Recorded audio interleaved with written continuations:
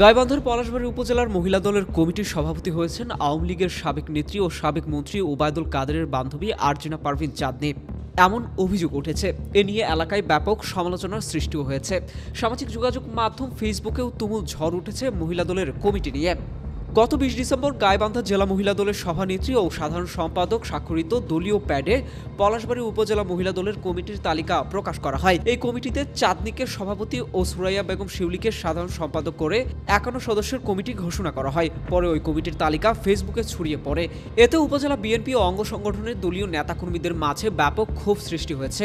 তারা বিভিন্নভাবে সামাজিক যোগাযোগ মাধ্যমে প্রতিবাদ জানাচ্ছেন। এ ব্যাপারে পলাশবাড়ী পৌরসভার বিএনপির সভাপতি ও জেলা বিএনপির যুগ্ম সম্পাদক আবুল কালাম আজাদ গণমাধ্যমকে বলেন, পলাশবাড়ী উপজেলা বিএনপির মহিলা দলের কমিটিতে যাদের রাখা হয়েছে ৫ই আগস্টের পূর্বে দলের পক্ষে তাদের কোনো ভূমিকাই ছিল না।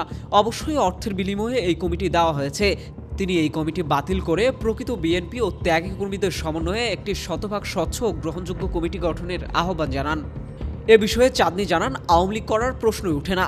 আওয়ামী লীগের রাজনীতিতে ও কেন্দ্রীয় নেতাদের সঙ্গে ছবি তোলা ভিন্ন বিষয়। এরকম ছবি বিএনপি নেতাদের সঙ্গেও রয়েছে। আমার বাবা ও পরিবার বিএনপির রাজনীতি করেন এবং এখনও একজন জনপ্রতিনিধি।